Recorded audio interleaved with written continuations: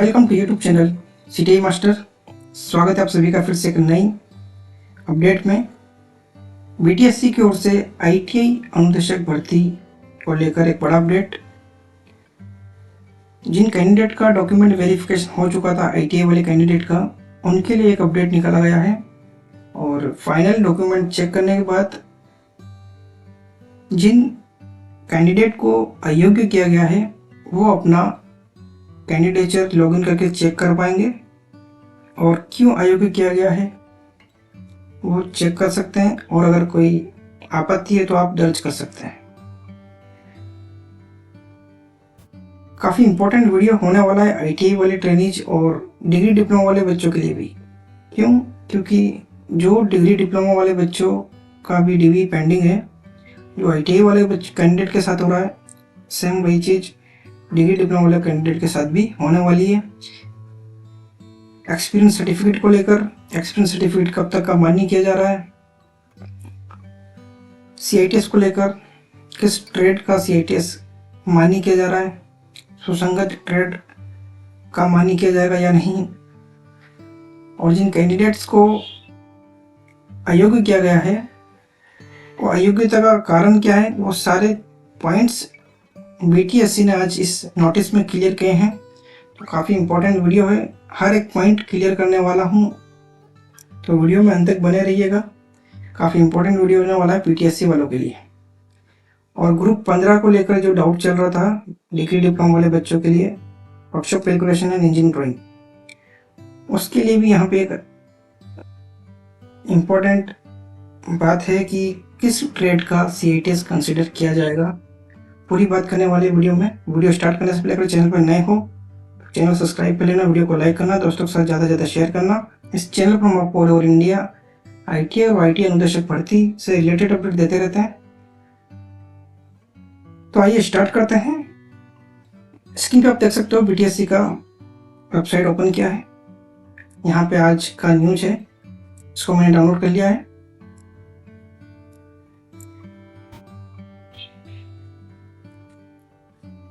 तो स्क्रीन पे आप देख सकते हो 2 अगस्त 2024 का ये नोटिस है।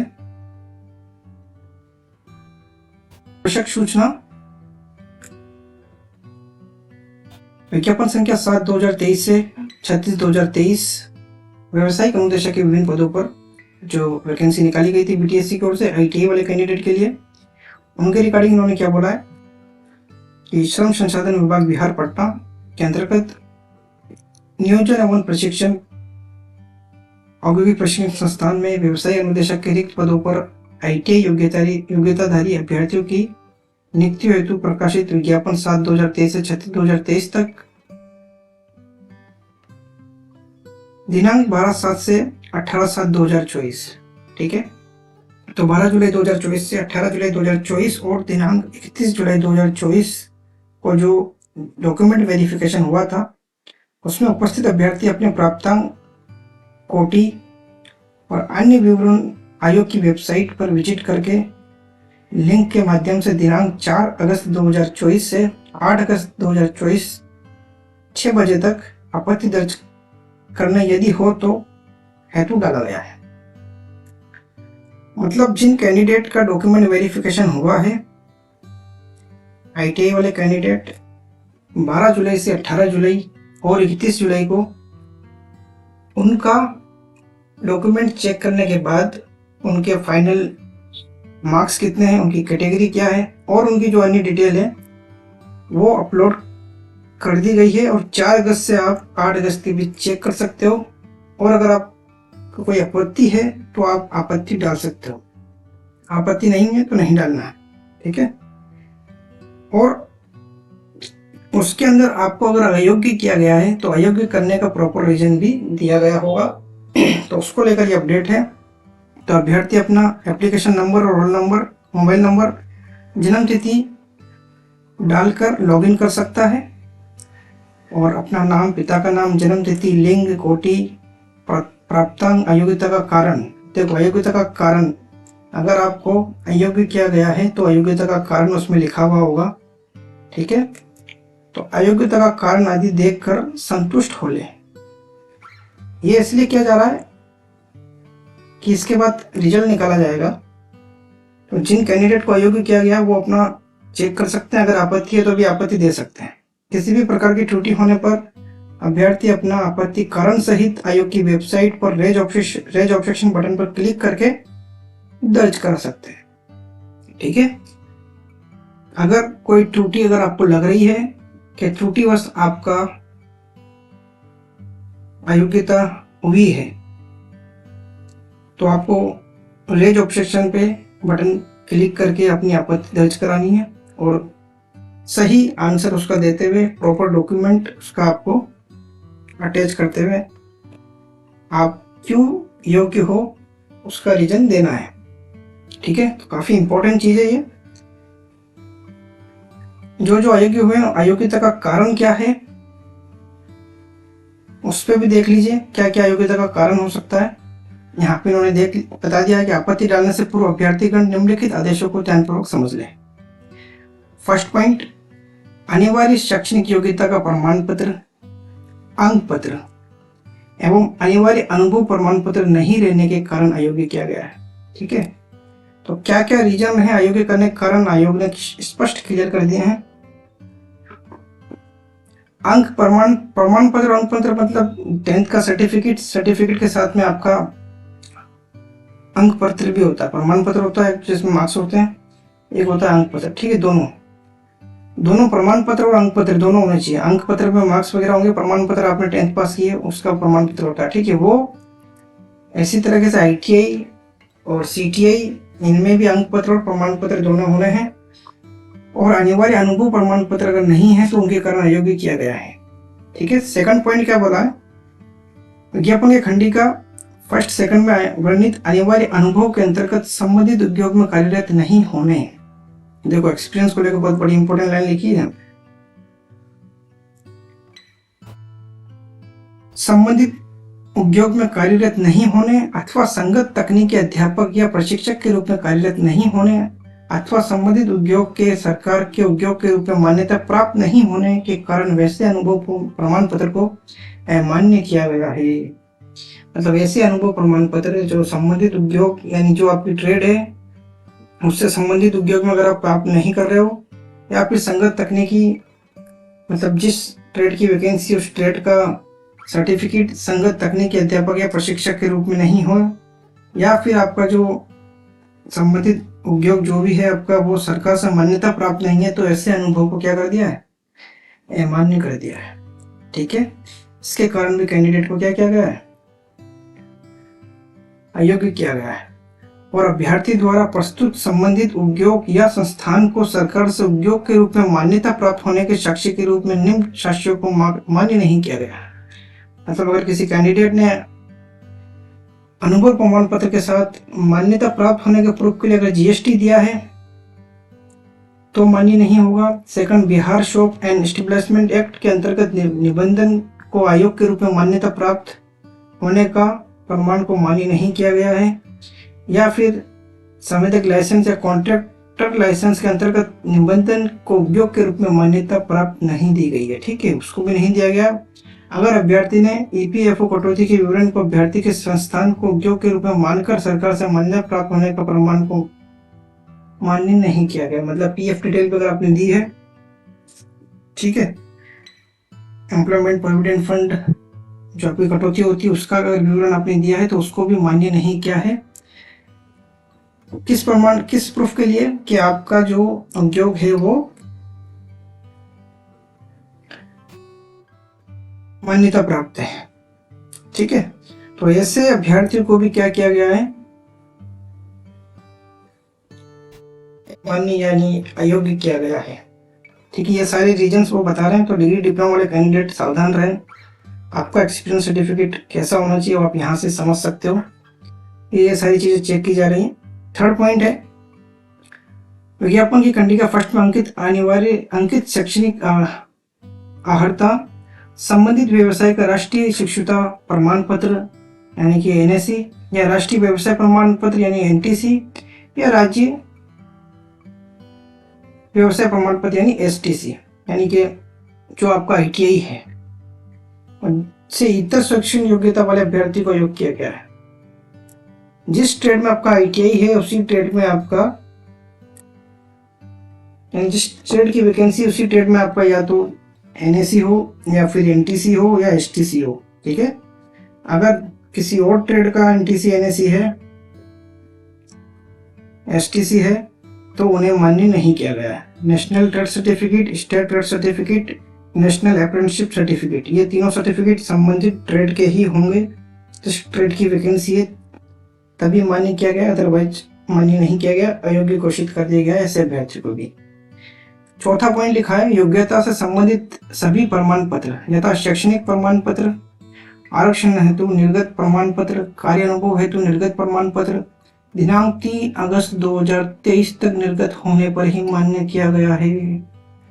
मतलब जो आपका एक्सपीरियंस है वो 3 अगस्त 2023, और आपके जितने भी डॉक्यूमेंट्स है वो तो पहले ही हो चुके होंगे। ठीक है, एक्सपीरियंस जो है आपका, या फिर आपका जो भी आरक्षण के लिए जो भी आपका आपने जिस कैटेगरी का सर्टिफिकेट लगाया है, तो यहाँ पे इन्होंने दे दिया है 3 अगस्त 2023 तक अगर आपका अनुभव है तभी वैलिड किया गया। 3 अगस्त 2023 के बाद का अनुभव वैलिड नहीं किया है, तो 3 अगस्त 2023 तक की डेट का कार्य अनुभव वैलिड किया गया है। ठीक है, देखो OBC वाले और EWS सर्टिफिकेट को लेकर यहाँ पे देखना होगा आपको। ठीक है, SC ST वालों के कैंडिडेट के लिए कोई दिक्कत नहीं होगी, लेकिन EWS वाले कैंडिडेट के लिए जो लेटेस्ट आपका जब वैकेंसी निकली थी उस समय का आपका EWS सर्टिफिकेट बना हुआ होना अनिवार्य है। जो लास्ट डेट है 3/8/2023, उससे पहले का EWS सर्टिफिकेट बना होगा तभी यहाँ पे वैलिड किया गया है। ठीक है, ये ध्यान रखने वाली बात है, काफी इंपॉर्टेंट है। ये NCVT वाले बच्चों के लिए है डेट 3 अगस्त 2023, किसके लिए? NCVT वाले बच्चों के लिए है। लेकिन वापस SCVT वाले कैंडिडेट के लिए अलग से विज्ञप्ति निकली थी और उनका एग्जाम जो है बाद में हुआ था, तो उनके लिए जो डेट रखी गई है वो 3/11/2023 है। ठीक है, कौन से कैंडिडेट? SCVT। ठीक है, तो इनके पास स्टेट का सर्टिफिकेट है, स्टेट ट्रेड सर्टिफिकेट। SC और SCVT वाले जो कैंडिडेट है उनके लिए जो है 3/11/2023 तक आपका अनुभव काउंट किया जाएगा। या आपका जो भी प्रमाण पत्र है जिसकी वैलिडिटी उस फाइनेंशियल ईयर की होनी चाहिए, जैसे EWS है, तो वो भी 3/11/2023 से पहले बना होना चाहिए। ठीक है, तो ये सारी चीजें हो गई। नेक्स्ट पॉइंट है, विज्ञापन के खंडिका 1-2 में वर्णित अनिवार्य अनुभव के अंतर्गत कार्य अवधि की गणना 4 जुलाई 2023 तक की गई। अब ये कौन सा है? देखो, ये जो फर्स्ट वाला था वो NCVT वाले कैंडिडेट के लिए, सेकंड वाला जो था 3/11/2023 वो था SCVT वाले कैंडिडेट के लिए, और ये जो डेट है 4/7/2023, 4/7/2023, ये कॉन्ट्रैक्ट स्टाफ जो बिहार के अंदर गवर्नमेंट ITI के अंदर कॉन्ट्रैक्ट पे लगे हुए हैं उनके लिए दिया गया कि उनका जो कॉन्ट्रैक्ट वाला जो एक्सपीरियंस है वो काउंट कब तक किया जाएगा? 4/7/2023 तक किया जाएगा। देखो, मैंने एक PDF ऑन कर रखा है वैसे एक विज्ञप्ति के अंदर, जहाँ पे ये पॉइंट क्लियर कर रखा है इन्होंने। सेकंड पॉइंट पे यहाँ देख सकते हो आप। ठीक है, एक विज्ञप्ति है ये ITI वालों की, उसमें यहाँ पे इन्होंने दिया हुआ था, इन्होंने बोला है ना खंडिका 1 और 2 के अंदर दर्शित है, तो यहाँ पे दिया हुआ है, यहाँ पे क्लियर मेंशन है कि श्रम संसाधन विभाग बिहार पटना के प्रतांग क्रमांक और दिनांक से प्राप्त परामर्श के आलोक में कार्य अनुभव के अंकों की अधिमानता तथा अधिकतम उम्र सीमा में निदेशालय नियोजन एवं प्रशिक्षण के अधीन राजकीय औद्योगिक प्रशिक्षण संस्थान में व्यवसायिक अनुदेशक के पद पर संविदा नियोजन के फलस्वरूप संपादित कार्य अवधि के समतुल्य छूट संविदा के आधार पर पूर्व में तथा वर्तमान में कार्यरत दोनों अभ्यर्थियों को अनुमान्य होगा। ठीक है, तो ये लाइन उन्होंने यहाँ पे लिखी थी, और वो कब तक मान्य होगी वो यहाँ पे दिया हुआ है। अभ्यर्थी विज्ञापन प्रकाशन की तिथि 4/7/2023 तक। देखो, कॉन्ट्रैक्ट वालों के लिए 4/7/2023 जब विज्ञापन प्रकाशित हुआ था तब तक अगर आप वहां पे कार्य कर रहे हो संविदा पर, तो आपको आपका सर्टिफिकेट 4/7/2023 तक आपका जो अनुभव है वो काउंट किया जाएगा। ठीक है, तो यहाँ पे दे रखा है कार्य अनुभव की गणना 4/7/2023 तिथि तक की जाएगी। तो यहाँ पे पॉइंट में यहाँ पे भी मेंशन है 4 जुलाई 2023। ओके, तो वापस हम अपने पीडीएफ पे आते हैं। ठीक है, तो ये है 4/7/2024 किसके लिए है? कॉन्ट्रैक्ट स्टाफ के लिए, जो ऑलरेडी वहां पे कॉन्ट्रैक्ट पे काम कर रहे हैं। ठीक है, नेक्स्ट है 6 नंबर। आप इस विज्ञापन के खंडिका 1-2 में वर्णित अनिवार्य अनुभव के अंतर्गत संबंधित उद्योग में कार्यरत नहीं होने अथवा संगत तकनीक अध्यापक या संगत प्रशिक्षक के रूप में कार्यरत नहीं होने अथवा संबंधित उद्योग के सरकार से उद्योग के रूप में मान्यता प्राप्त नहीं होने कर विषय अनुभव प्रमाण पत्र पर मान्य किया गया। सेम चीज है वही। ठीक है, फिर एक और चीज लिखिए 7 नंबर पे, खंडिका 1 और 3 और 3 और 2 के में वर्णित संबंधित व्यवसाय में सीआईटीएस का प्रमाण पत्र सीआईटीएस का राष्ट्रीय व्यावसायिक प्रशिक्षण परिषद एनसीबीटी द्वारा निर्गत प्रमाण पत्र प्रस्तुत नहीं करने अथवा इतर व्यवसाय का सीआईटीएस प्रमाण पत्र प्रस्तुत किए जाने पर सीआईटीएस की मान्यता का दावा मान्य किया गया है, अमान्य किया गया है। ठीक है, तो ऐसे कैंडिडेट जो डिग्री डिप्लोमा वाले कैंडिडेट देख लीजिए, यहाँ पे क्लियर मेंशन है जिस ट्रेड की वैकेंसी है उसी ट्रेड का सीआईटीएस सर्टिफिकेट होना चाहिए। अगर नहीं है तो उसको मान्य नहीं किया गया है। पॉइंट नंबर 7 में क्लियर मेंशन किया गया है। ठीक है, उसको अधिमान्यता यानी 30% का जो वेटेज है वो नहीं दिया गया। अब एलिजिबल हो जाओगे, लेकिन 30% जो वेटेज है वो संबंधित ट्रेड में सीआईटीएस सर्टिफिकेट होने पर ही आपको दिया जाएगा। समझ में आ गया? पॉइंट नंबर 8 है कार्य अनुभव की अवधि। बहुत इंपॉर्टेंट है पॉइंट नंबर 8 भी, बहुत इंपॉर्टेंट पॉइंट है पॉइंट नंबर 8। कार्य अनुभव की अवधि एवं सीआईटीएस के शैक्षणिक क्षेत्र की अवधि में ओवरलैप होने पर अभ्यर्थियों के कार्य अनुभव को अमान्य कर दिया गया। मतलब जब आप सीआईटीएस कर रहे हो और उसी समय में आपने आपका एक्सपीरियंस भी दिखाया है तो वो आपस में ओवरलैप हो गया है, तो उस ओवरलैप के कारण भी अभ्यर्थी को अमान्य यानी अयोग्य घोषित किया गया है। ये पॉइंट नंबर 8 बोल रहा है। तो जो कैंडिडेट ऐसा सर्टिफिकेट है जिनके पास जिसमें सीआईटीएस का जो ट्रेनिंग पीरियड है वो और कार्य अनुभव की अवधि का जो ट्रेनिंग पीरियड है वो अगर दोनों कोलैप्स हो रहे हैं तो भी दिक्कत है। यानी कि जब आपने सीआईटीएस में एडमिशन लिया और जब आपका एडमिशन हो गया, पास आउट होकर निकलते हो, उसके बाद आपका रिजल्ट आता है, ठीक है, उस अवधि के अंदर आप कार्य अनुभव नहीं शो कर सकते क्योंकि उस समय आप सीआईटीएस कर रहे थे। ठीक है, सीधी सी बात यह है। तो समझ गए होंगे। तो जिनका ओवरलैप हुआ है उन्हें भी अमान्य किया है। 9वां पॉइंट है, अच्छा ऐसे अभ्यर्थी जैसे कई अभी कोरोना के टाइम पे ऐसा हुआ था कि सेशन जो है लेट हुए थे और एग्जाम भी थोड़ा जल्दी हुआ था, तो ऐसे विद्यार्थी अगर अयोग्य हुए हैं तो वो अपना वैलिड रीजन जो है वैलिड आंसर के साथ ऑब्जेक्शन रेज पे क्लिक करके शायद उनको मिल जाए। ठीक है, तो वो आपको चेक करना होगा ऑनलाइन लॉगिन करके। अगर आप जेन्युइन कैंडिडेट हो और ये जो प्रॉब्लम कोरोना वाली जो समय की है अगर वो है तो आप ऑब्जेक्शन रेज कर सकते हैं। पॉइंट नंबर 10 क्या है?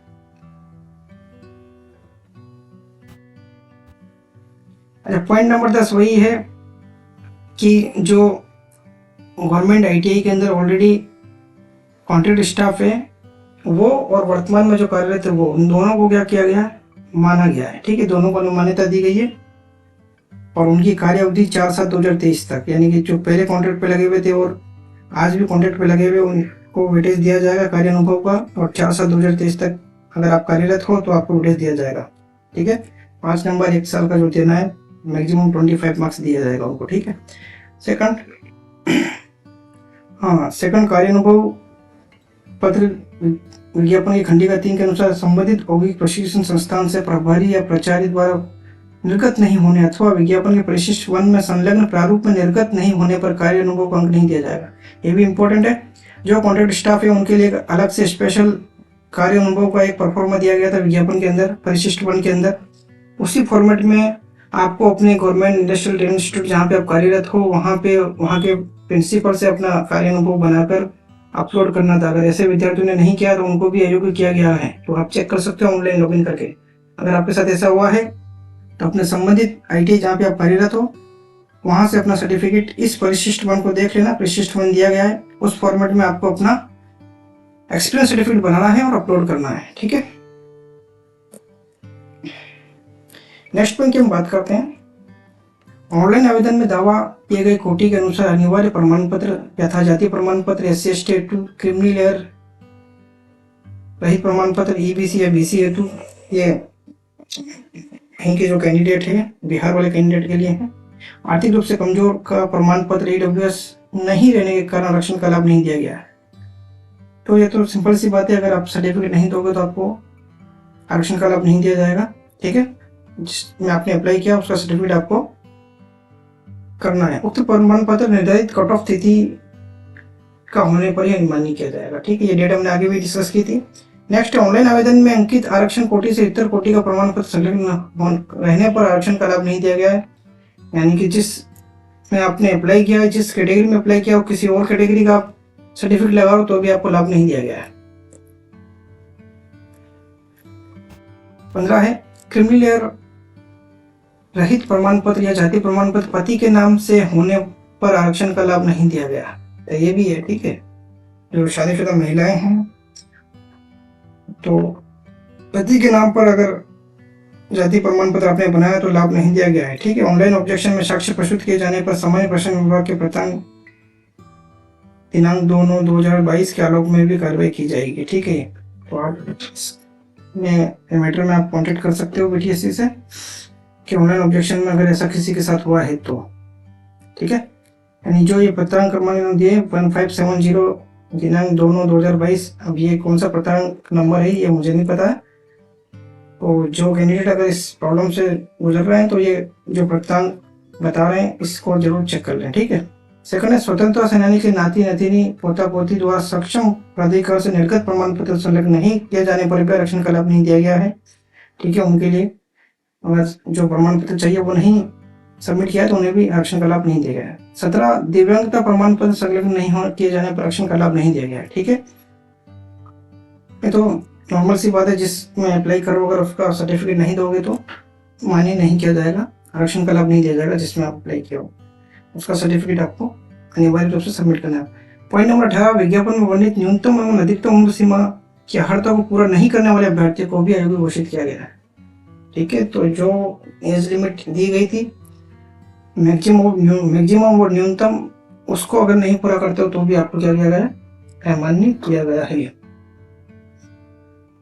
देखो यहाँ पे एक लाइन और लिख दी है, यहाँ पे इंपॉर्टेंट लाइन देखो, उपयुक्त कारणों से अमान्य किए गए आवेदन या कोटि परिवर्तन या कार्य अनुभव पर लाभ से संबंधित आपत्ति आवेदन पर विचार नहीं किया जाएगा।